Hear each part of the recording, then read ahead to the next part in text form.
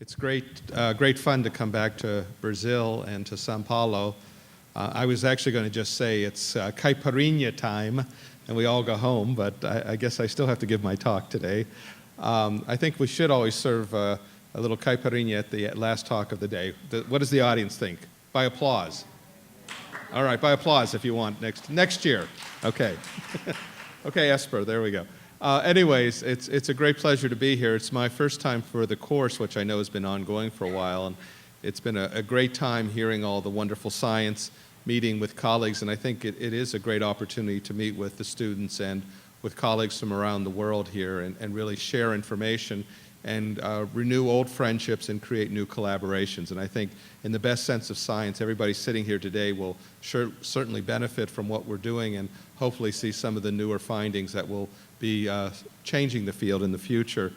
I'm going to be talking from a bit of a historical view, having been in this field of HIV research for 30 years, since the start of HIV in 1981, which was mentioned earlier in a talk that was the first description of HIV.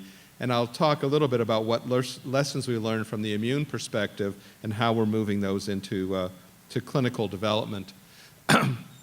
When we think about HIV and immune-based therapy, we have to hearken back to the early years of therapy in 1995 to 1985 to 1995, at a time when we only had mono and dual therapy. And that was a time of starting of therapy of AZT, DDI, and those are really the very early days, and probably a number of the people in this audience were certainly not involved in any HIV research back almost those 25, 27 years ago. But it was really a time when we only saw from the immune perspective very little effect on the immune response. It was in 1995 when we had the introduction of highly active antiviral therapy, and when we saw the first effects on the patients. This was really a wonderful meeting. It was the Vancouver AIDS meeting that we saw the announcements and the impact of HAART. The protease inhibitors were announced in terms of how they affected mortality and morbidity of our patients. We were now having patients who were living longer with this disease. It was no longer a death sentence. But from an immunologic perspective, we also saw from the first work published in Science in 1997 from Brigitte Autron's group in Paris and others following along some of our own work in the ACTG, that there was a sustained CD4 response and also immune reconstitution, at least at the early studies, some functional immune reconstitution. Although as we dig down further, and I'll talk about today, we know even from those early days that there wasn't full immune reconstitution, and even today there is persistent immune dysregulation. The post-HAART era did lead us into a new understanding and a new focus and somewhat of a renewed interest in 2000 for looking at immunology again. This was the era of starting cytokine therapy. This was the beginning of the large IL-2 clinical trials. People may have heard of SILCAT and Abril, both of which were carried out here in Brazil and São Paulo and Rio. And really that was the start of the cytokine era, the clinical trials, 5,000 patient trials that were looked at. And in the end, what we found, and I'm not going to talk about that today, that they actually failed in clinical endpoint trials. Cytokine therapy had started earlier in the mid-'80s. And as early as '85, there were clinical trials from Tom Merrigan's group at Stanford, Cliff Lane's group at the NIH, and Tony Fauci looking at IL-2 in the early days. But it wasn't until the clinical endpoint trials, which were in the SILCAT, which were the more advanced patients below 350 CD4, and the Abril trial, which was in the higher CD4 count above 350, that we showed that those patients did not do better on IL-2. CD4 cells went up, but there were actually more events in the Abril trial, and it really harkened the end, and that was just in the last year, 2011, that we really are not looking at IL-2 anymore as a therapeutic in HIV. And it was also from some of Yves Levy's work and published that what happened in those patients is it was the wrong type of CD4 cells. And as we've heard a lot of today, I think, about CD4 cells, starting with Heinrich's talk this morning, not all CD4 cells are created equal. And that's very clear from a lot of the discussions today. There are many types of CD4, and I actually stood before in the year 2000, so 12 years ago, I stood before the United States Food and Drug Administration along with Cliff Lane and others and said we should license IL-2 based on a CD4 rise. And I will admit today I'm absolutely wrong. I was proven wrong by the clinical trials and the endpoints, and I think that's what tells you that you really have to do, in some cases, the clinical endpoint studies to understand the dynamics. I think it's a great lesson for the students in the audience today to think about what's happened and to learn about history, thinking back when you're doing your own work in the lab or in the clinic. You really go back and think about what's happened in this field, because there's a lot of things that have happened we need to learn from. We also started around that time therapeutic vaccines. And this was a question just asked of Mario's presentation. What about therapeutic vaccines? A lot of excitement then about a number of vaccine strategies, but then again, none of it really worked. And at the end of the day, we really have moved beyond the therapeutic vaccines, as I'll say, but there may be some light at the end of the tunnel and some interest, at least, in an area that I'm not going to talk about today, but was covered earlier about cure research and therapeutic cures. I think when one starts to think about how to boost the immune response once we remove virus from the reservoir, we may need to use an exogenous vaccine strategy. What that should be, I'm not sure that we have a clear answer. Some very exciting data about Lewis Picker's work on CMV vectors, at least in the prophylactic or preventive vaccine arena. But how do we move any of those exciting potential vaccine strategies or others that are being developed into the therapeutic arena? I think is going to take some thought and effort to do that. We then know from the SMART study, that circa 2006, once we moved into therapy in heart in 1995, people were on therapy now. They were on many pills a day, sometimes 20, 30 pills a day. They were getting tired of taking their drugs into those times, into the early 2000s. And so we had the whole era over a number of years, in about 7 or 8 years, of therapy interruption. Some of them called structured therapy interruption, analytic treatment interruptions, drug holidays, and all of the above.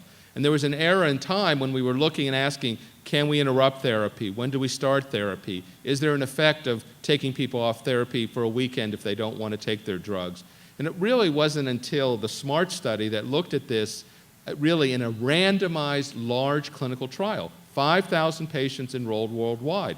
It really wasn't until that trial that it told us that there was a demonstrated importance of immune activation inflammation and non-HIV comorbidities in patients who were on therapy, who then stopped, and then the other group remained on. So that was the viral suppression versus the drug conservation arm. And what we showed in those patients who went off of therapy, they developed comorbidities. They developed endpoints, not just HIV-related, but then it taught us about the non-HIV-related endpoints that I'll talk about today, and that what we're dealing with clinically in our patients. Cardiovascular disease, neurocognitive decline. Luciana showed us today about the brain and HIV, and we're learning more about that. Bone disease, also metabolic disease and cancers, and I'll talk about that. But the SMART study really told us about activation, inflammation, and the role of comorbidities, and now a focus today on therapeutic agents to block these inflammatory processes that persist even in the most well-reconstituted patients with CD4 counts over 500 and viral loads below 50. So what was the impact of heart on the immune system? Again, restoration of CD4 number and function based on nadir CD4. I asked that question of Mario because we've shown, and it's been a critical question, that the nadir CD4 count predicts the ability to restore the immune system functionally. We published an earlier paper with Christoph Lange, Michael Letterman, and showed very clearly that nadir CD4 predicted responses to vaccines, and that was based on a CD4, CD28 expression. Those patients who had lower expression of CD28 or more expanded CD4 positive, CD28 negative, which would be called senescent T cells, responded poorly. And it looked like that was linked, again, to the nadir CD4. The lower you let the CD4 count go before starting therapy, you then showed a reduced effect on immune reconstitution. Also, we now know about discordant. 5 to 30% of our patients are discordant. They're viral responders with viral responses less than 50, and CD4 non-responders, where their CD4 counts don't go up. And that was a critical question because those patients are going to do more poorly. They're going to have increased mortality and morbidity, as we know. And they are the major patients that we're targeting for many of our interventional trials for activation inflammation. Recent data, both from Steve Deeks and Peter Hunt's group, Hiroyo Hateno in that group, and also from Mike Letterman's group in Cleveland, all have published and shown those patients who are CD4 non-responders or discordant responders have persistent activation, persistent inflammation, persistent microbial translocation, all of the factors that we need to try to reverse to bring back immune competency. We know that there's also an impact on CD8 T cell activation, but the level isn't normalized. Some improvement in antigen-presenting cell function. We've heard a bit about monocyte macrophages. I'll talk a bit more about dendritic cells today, but that's another critical target, the innate immune system. I know, and Doug Nixon in much of his work has focused on innate immunity over time. We've heard about NK cells, NKT cells. All of these are critical targets we need to understand more about in the context of the current therapeutic regimens and outcomes, and understand more about immune reconstitution. So now what we really have in 2012 is a need for strategies that target immune deficiency and immune activation. And when we look at this overall, is the fact that we have HIV replicates in CD4 cells, both the T cells and monocytes. We have the immune deficiency that has led to the opportunistic infection in AIDS, and by restoring CD4 T cell number and function, we're being able to overcome that. However, on the other side, we still have persistent immune activation, inflammation, and that's contributed to cardiovascular disease, bone, renal, neurocognitive decline, and cancers. And although we can reduce through heart CD4 and CD8 T cell activation, we don't normalize, we don't bring them back. Again, a critical point for the audience is appropriate controls. When you do any of the studies any of you plan in HIV or other areas, even cancer or other infectious agents, make sure you have appropriate controls to compare your patients to. You need to have similar outcomes in those patients, because a lot of the questions have come up in HIV. Are these truly effects of HIV and the persistence of activation inflammation, or is it lifestyle? Do HIV patients smoke more? Do they drink more? What about their eating habits? All of those things impact these comorbidities. And if your control populations aren't matched for those same kinds of actual modifiable risk factors, as we say, then you're going to come up with data that may be erroneous at the end. So again, word of caution, note to the wise, think about the control groups. That's a critical part for the students today, thinking about how to design your trials. So now where are we in 2012? Immune activation inflammation is what we want to do. But why do we still care about it today with heart? Most patients achieve and maintain viral suppression. But as I said, we still have abnormal activation, inflammation, and I know I was asked at lunch, can I define immune activation for the crowd? And the answer is probably not any better than all of you. If I ask every person to go around the room now today with the audience and define it, I'm sure I would get every person giving me their own personal definition, and we'd probably have 100 definitions. And that is a problem in our field. As an immunologist, we're always asked to define things for people, which we can't do very well because the immune system is so complex in this world. And I think it is a challenge to us as immunologists and leaders to come up with some better standards in this. We know inflammatory markers predict from the SMART study cardiovascular disease and death during heart, and then we need the strategies to reduce activation. So what about our model of immune activation? This ties in again to the virus. I don't know in any of the talks people have talked about the role of the virus acting directly on innate immune cells like PDCs to activate them to make mediators like interferon. And that's an important target. One of our targets from innate immune activation has been interferon alpha. That's actually a bit of a paradox, because if we look back in the late 80s, we were treating patients with Kaposi sarcoma in those days with interferon alpha. That was a major therapy. And even recently in the ACTG, we completed a trial in HIV patients with interferon alpha and showed a half a log reduction of viral load. So this is, again, a dichotomy. Is interferon alpha good for you or bad for you in HIV? I think remains the question. And I think what we're doing is we're challenging the paradigm by interventional strategies. The way to show an impact of a molecule on an outcome is to do a small interventional trial, and that can be a very good model to understand the pathogenesis. There's also now an interest, and Frank Maldarelli just presented data from the NCI, on using interferon alpha to activate latent reservoirs. That's another approach, is to drive HIV out of the latent reservoirs. We've heard about that over this meeting. So interferon may have a role not only from the immune perspective, or an antiviral, but in terms of host immunity, but also in driving out latent reservoirs.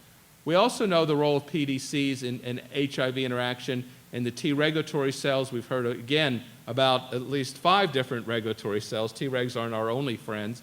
And we know, again, interferon alpha may be important in driving host pathogenesis.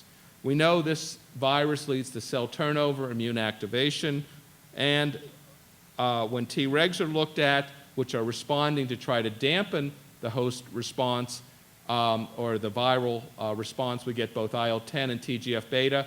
A lot of interest now on the TGF-beta Treg side for driving fibrosis.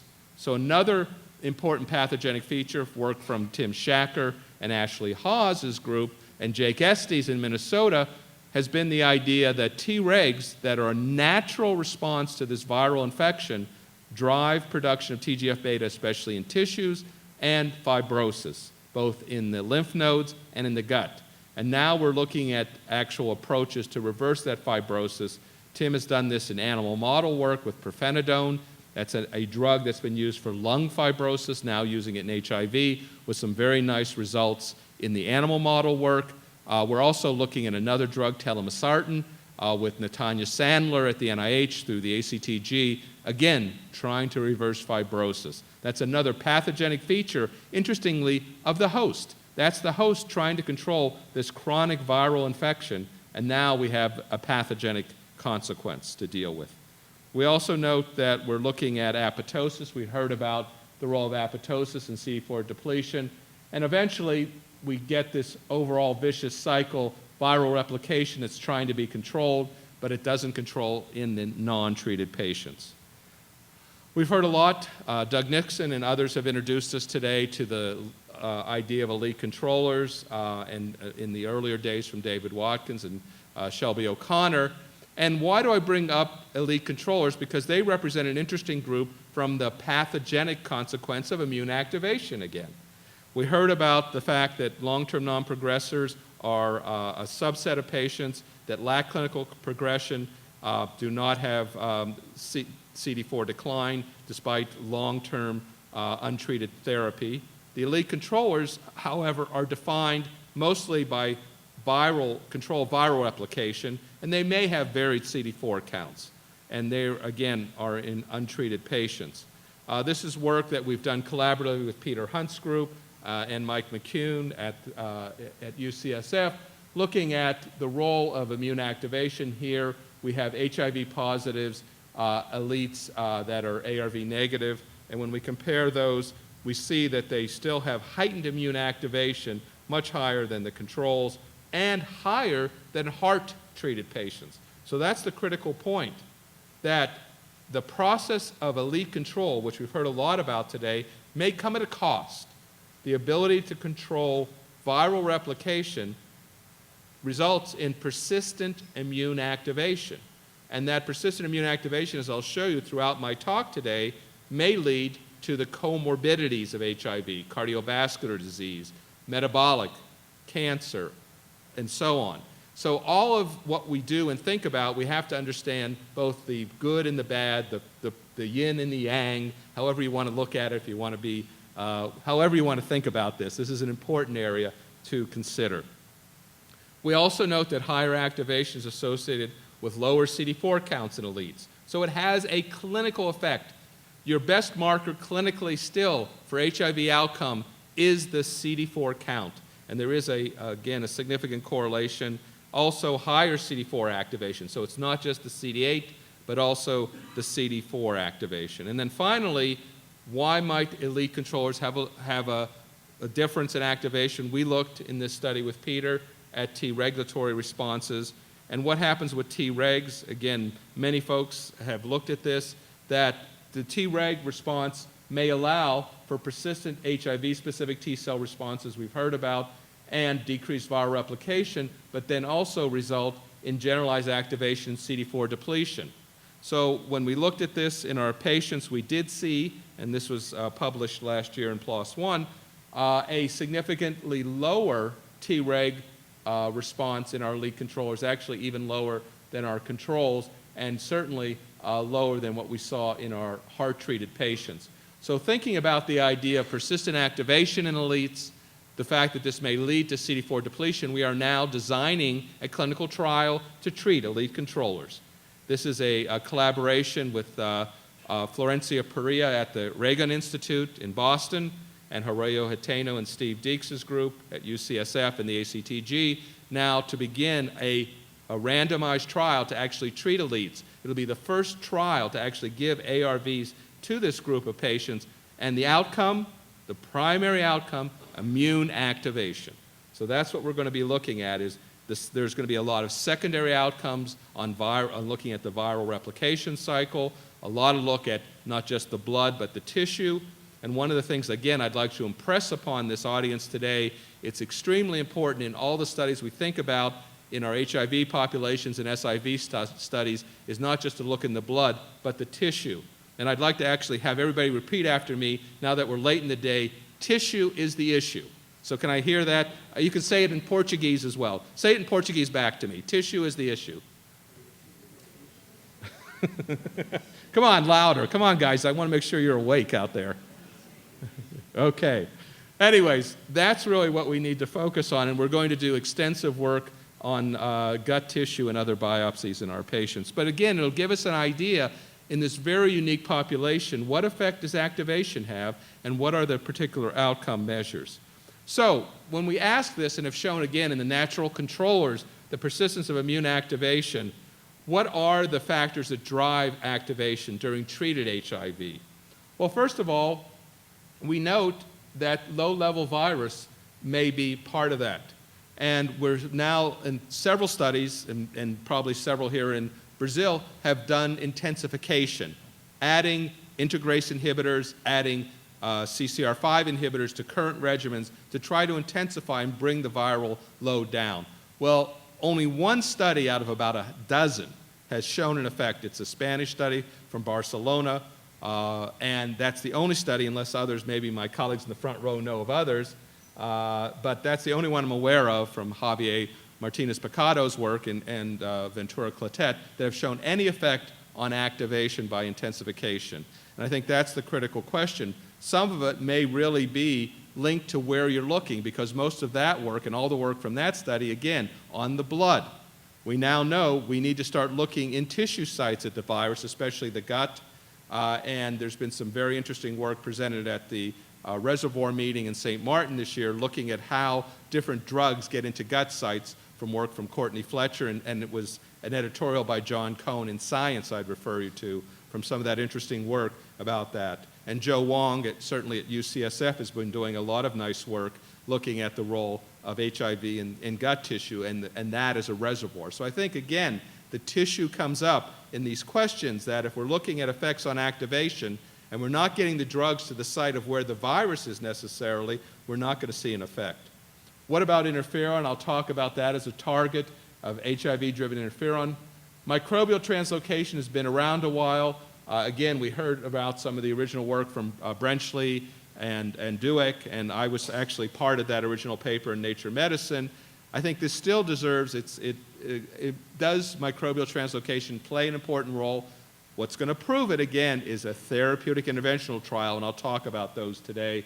Co-infections, interest now, and I'll talk about CMV, some nice work I won't show from Peter Hunt published in JID, treating with valganciclovir, and valganciclovir can show reduction in immune activation, but there's also another role perhaps for CMV in the HIV population contributing to cardiovascular disease, which I'll show some data on. And then homeostatic proliferation may also contribute to this activation. We know innate immune activation is critical.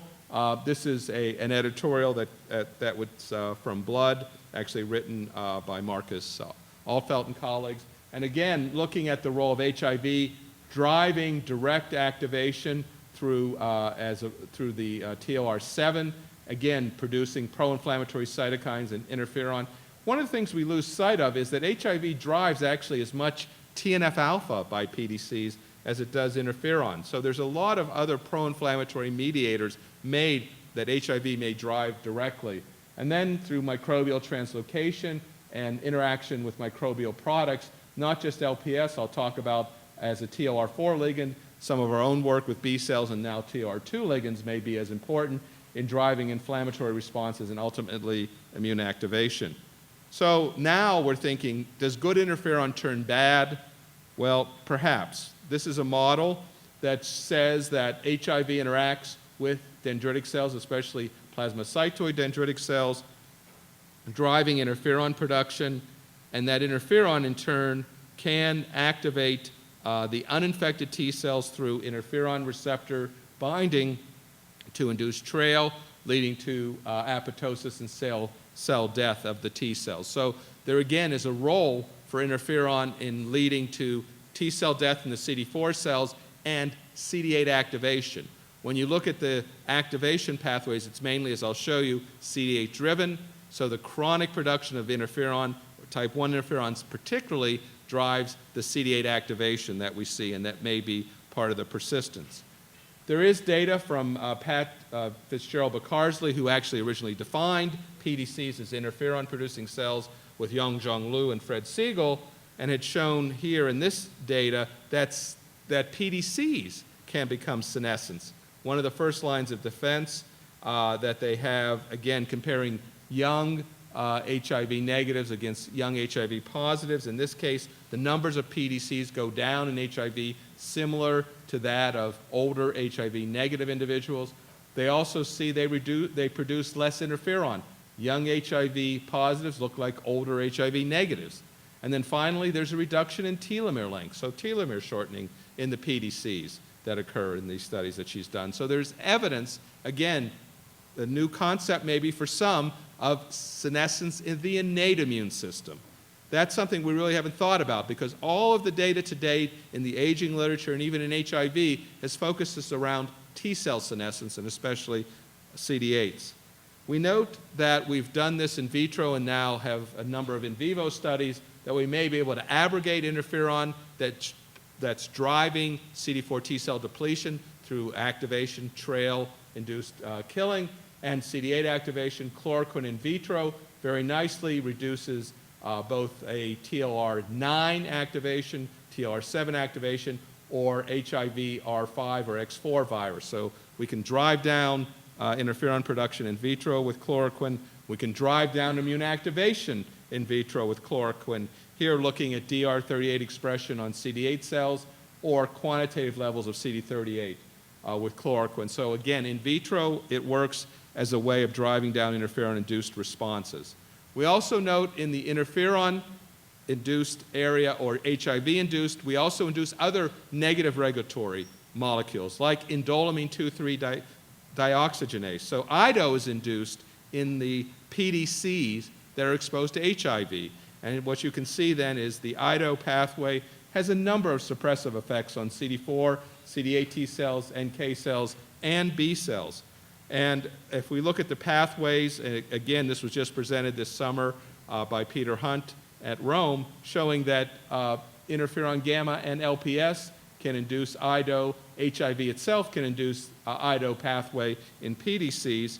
And we know that there's a decrease in tryptophan leading to a T cell defect, increase in HAA, and there's some very nice data published from in Science Translational Medicine from Peter and Mike McCune on Th17 depletion work, and also leading to microbial translocation. So this whole IDO pathway may be very critical in terms of HIV pathogenesis driven by interferon gamma. And where would this come from? Well, this can come from the senescent T cells. We're now looking at these whole pathway that a senescent CD8 T cell that's CD8 positive, 28 negative makes a lot of gamma interferon. And that can drive some of this pathway as well as I mentioned the LPS pathway through microbial translocation. What we've done is actually looked at kynurenine and tryptophan ratio, a functional measure that we actually developed from working with David Munn, who originally described with Andy Meller the whole idea of IDO. Does anybody know where the IDO pathway was originally described in science? It was described in fetus, in placenta, and that's what maintained in that original paper the fetal placenta, or the fetus in the mother, was due to the induction of IDO. So this is an important suppressive, again, a natural mechanism that's involved in allowing the fetal allograft to survive in the mother. And that was the original paper in Science that David Munn and Andy Meller produced. Now this has moved on as an immune suppressive mechanism, first in cancer, and there are ways of blocking IDO pathway for 1-methyltryptophan. There are clinical trials that David Munn, who's a pediatric oncologist in Georgia in the United States, has undertaken. We're now thinking about some of these pathways as well, and we've shown again in vitro, at least, that the kynurenine-tryptophan ratio goes down with chloroquine. And we can also show by measurements, we have antibodies that we've gotten from David to measure directly by flow, IDO protein that, again, with in vitro, chloroquine reduces the expression of either MN or ADA-induced IDO expression in PDCs in vitro. So what about the impact then of, this is the innate immune system, what about other aspects of innate immune aging? Well, we heard earlier about the monocytes and heard a bit about inflammatory monocytes, conventional or non-conventional, so the CD14 positive, 16 negative, and then these intermediate cells that now co-express CD16. And this is data we've published with Suzanne Crowe and Anna Herbst just recently in AIDS, showing very clearly that the CD16, what we call inflammatory monocytes, are found in looking at young individuals or elderly. So they go up in older individuals here, ages, let's see, I can't read very well these days.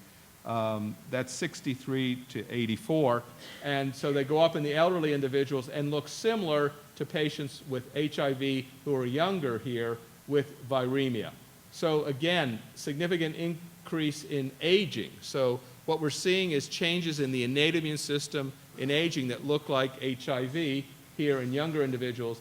They come down on viral suppression but don't completely normalize in young HIV.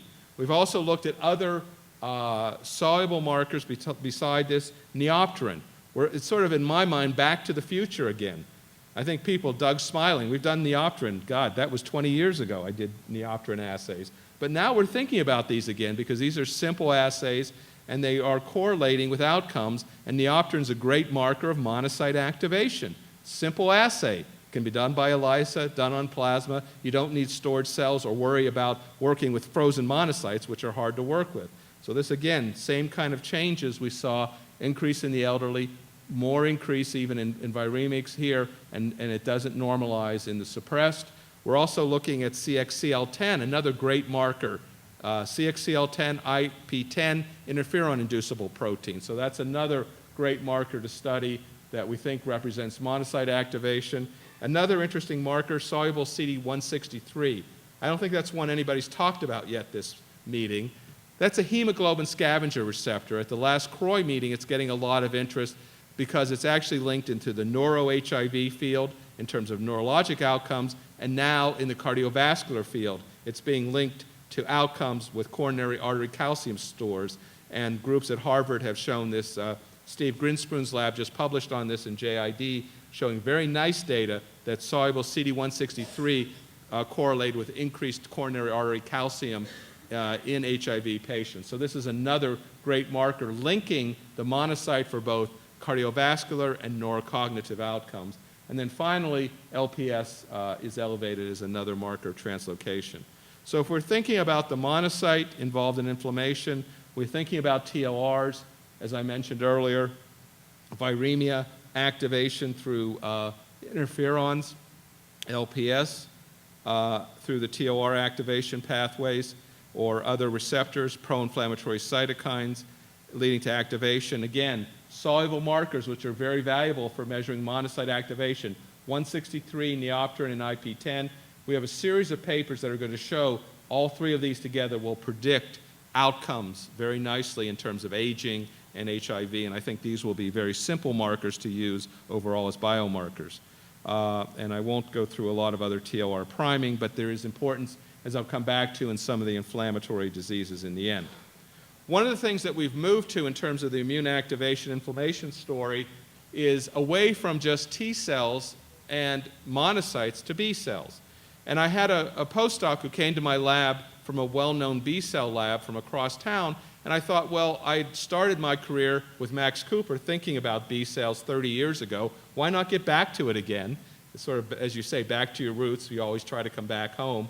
And thinking then not from B cells from an antibody perspective, but from an inflammation activation perspective. And thinking, well, those same TLRs I've just spoken about, TLR2, TLR4, TLR7, TLR9, all expressed by B cells. The same ones we talk about as inflammatory markers in the monocyte or PDC or dendritic cell pathways, but nobody's really thought about the B cells in HIV as an inflammatory. So what we wanted to do then was looking at all these pathways to say and hypothesize that direct TLR signaling contributes to B cell activation during HIV pathogenesis. So we took a group of patients, again, well suppressed on therapy with low viral copy number, high CD4 count, and looked at their TLRs. But before I talk about that, just to point out the other thing we're interested in terms of activation in this pathway is also the microbiome, another concept that hasn't really been dealt with here.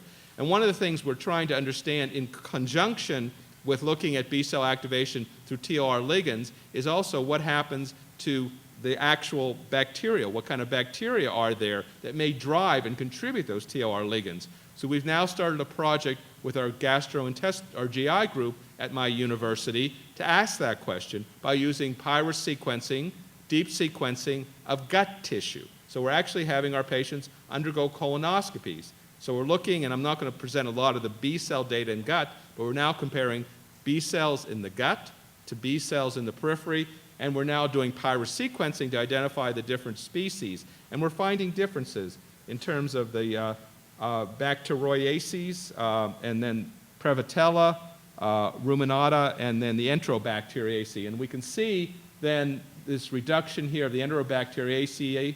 These are down in the HIV positives. These are up. These are down significantly, and these are up. Now, these different species actually contribute differently. These species actually contribute important butyrate production. So these bacteria make butyrate. Butyrate is anti-inflammatory. So the production of butyrate in the gut by those bacteria is critical for actually keeping down gut inflammation from a healthy. If you're asking, is in your normal gut, why aren't you always inflamed in your gut with all these bacteria? Because they make short-chain fatty acids, like butyrate, that actually are immune, that block inflammation. And what's happening in our HIV populations, again, these are the HIV patients, CD4 reconstituted greater than 500, viral load suppressed. So these are, again, what you'd call immune reconstituted patients. They have reduced of the Bacteroides, and they also have these bacteria which make actual innate factors that drive some of the host defense molecules. We're now trying to drill down and look at each of these species of bacteria at the genus and species levels to understand more about their function. But this just shows you an overall view, and actually it's some of the first data.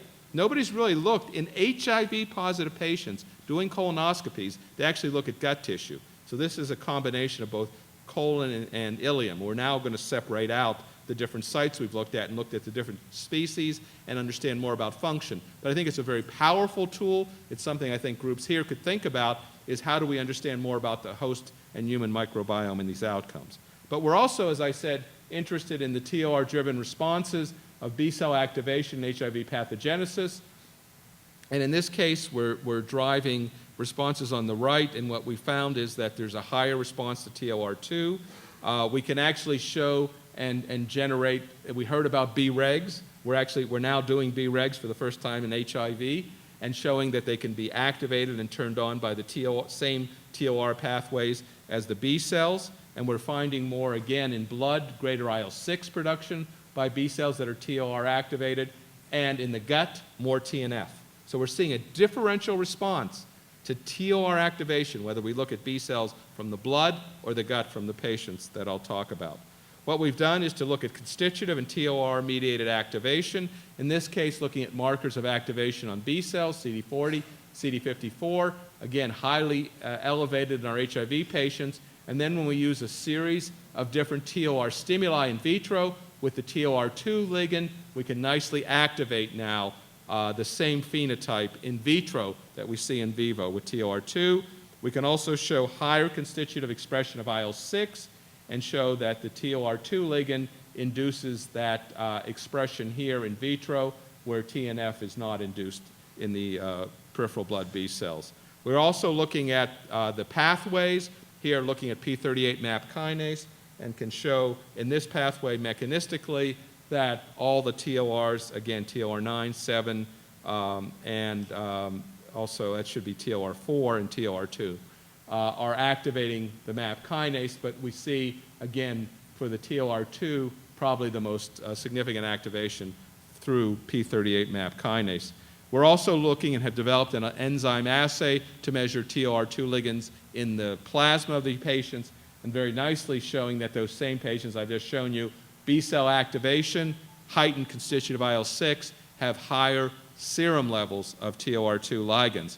Now, this is just measuring the ligand. We need to get to the next level of what are the species of bacteria, which we're now taking it from the gut into the blood system, as I mentioned.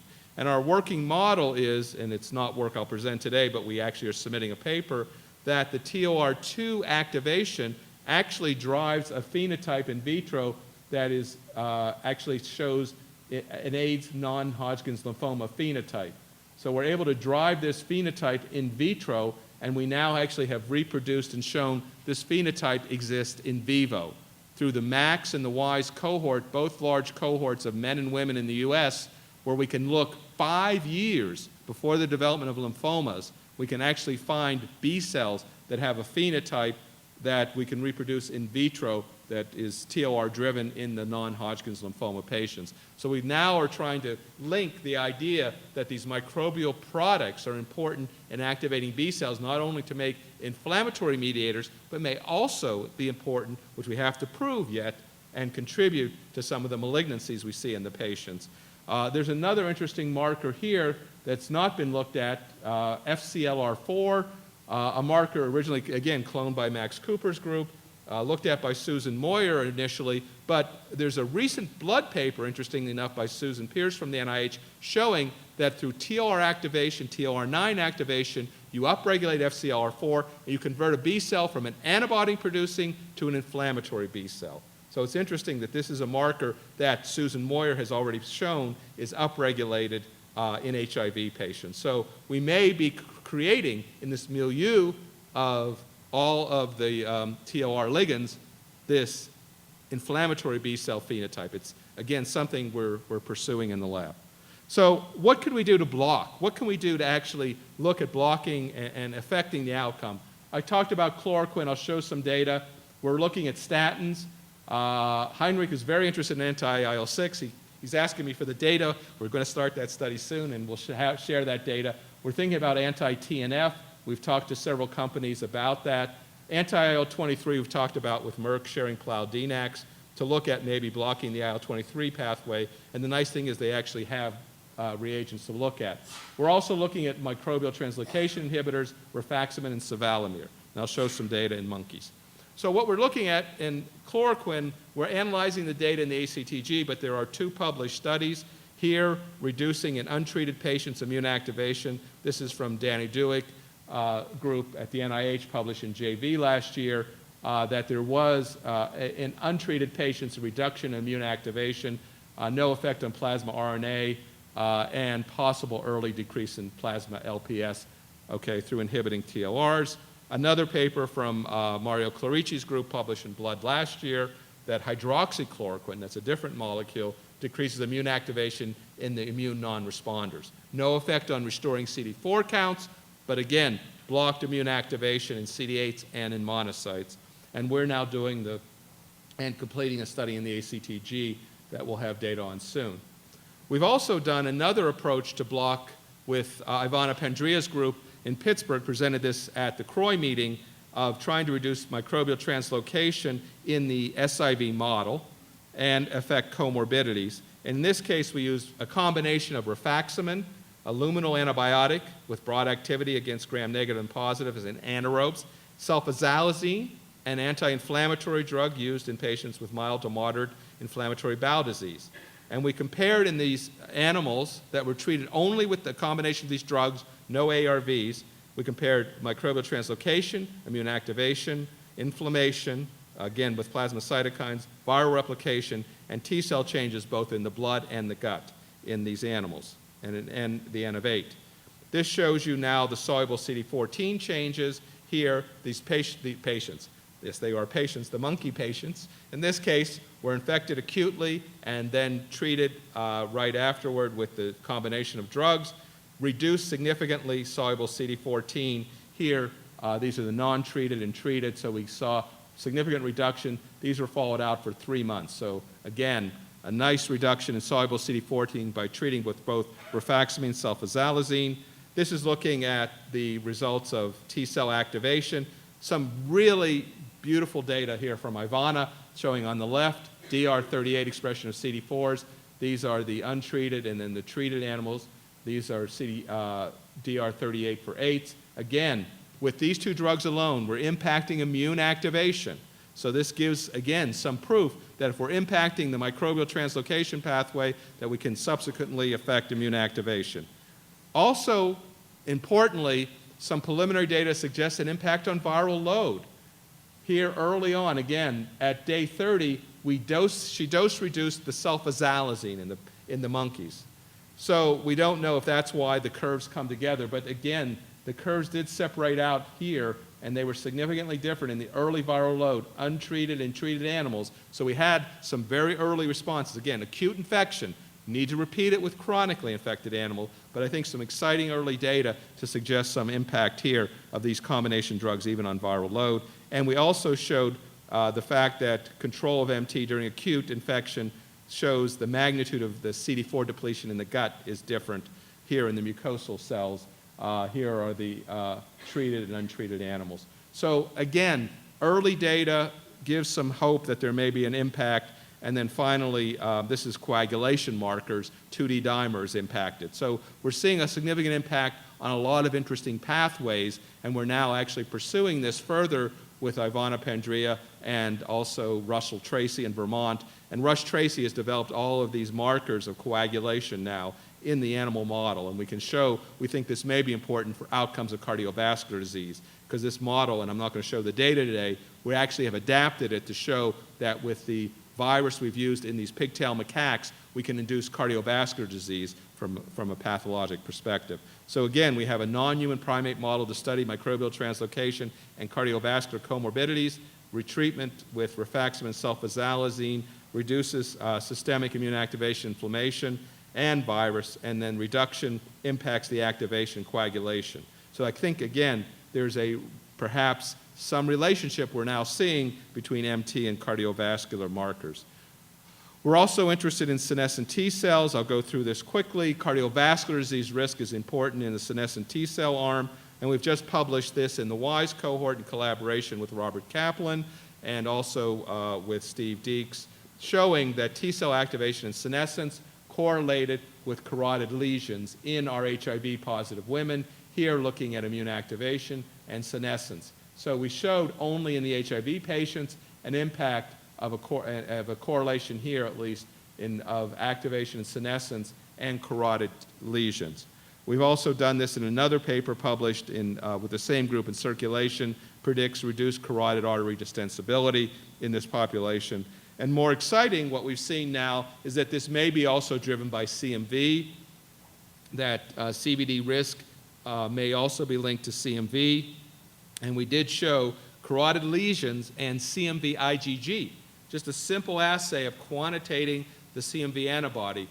Previous work from Priscilla Hsu, Steve Deeks at UCSF has shown a correlation of cardiovascular outcomes in IMT and CD8 T cell responses, cellular responses. We're now showing antibody, a simple quantitative antibody response to CMV IgG as associated with the higher levels with carotid lesions. And we actually compared, and this is coming out in Journal of Infectious Disease in another month. The reviewers asked us, well, is this just a non-specific effect? We actually went through, this is 800 patients, so it's not a small cohort. It's 800 patients. And we went through and did the whole thing again with EBV. and showed no correlation. So it's really very specific for CMV and not EBV in this cohort. So again, HIV infected with higher CMV were associated with measures of carotid artery stiffness, early vascular disease, also associated with increased prevalence of subclinical artery lesions. And they were independent of CD4, viral load, and other correlates of CMV, including smoking. So other risk factors, smoking, diet, we were able to control for all that. So this was really a great study because we had the control group. I told you early on, you have to have the controls. So we had all the right negative controls that were matched absolutely for every risk factor for cardiovascular disease of HIV negative women here and HIV positives. So in conclusion, where we want to go and what we're thinking about more is more about the innate immune system as well as the adaptive system. But I'm very excited about innate immunity. I'm excited about monocytes. I'm excited about where I think we can take this. And what we're thinking about here is that we really start at the level of innate immune activation through the virus, through toll receptors, whether that be, and that may also not only be through the innate immune pathway here on monocytes and dendritic cells, but also on toll receptors on B cells that I just alluded to. Increased cell turnover, immune exhaustion, and malignancies, increased tissue factor, cardiovascular and stroke, and then cytokines leading to inflammation. Inflammaging, this is a whole new term I don't know if you're familiar with. These increased cytokines with aging also occur in HIV and drive atherosclerosis and osteoporosis. So I think we have a lot of advances we've made in this field. I think over the last couple of days you've heard a lot about these concepts that I think are going to be important in moving forward as new therapies may emerge for treating our HIV patients. And I'd just like to acknowledge my collaborators at Rush University, Seema Desai and Basil Seaway, and Ali Kashavarzi and our GI doc, at the Burnett Institute for the monocyte work, Suzanne Crow and Anna Herbst, Ivana Pandrea at University of Pittsburgh for the monkey studies, Peter Hunt at UCSF, and then for the cardiovascular disease work, Robert Kaplan at Einstein. And thank you for your attention.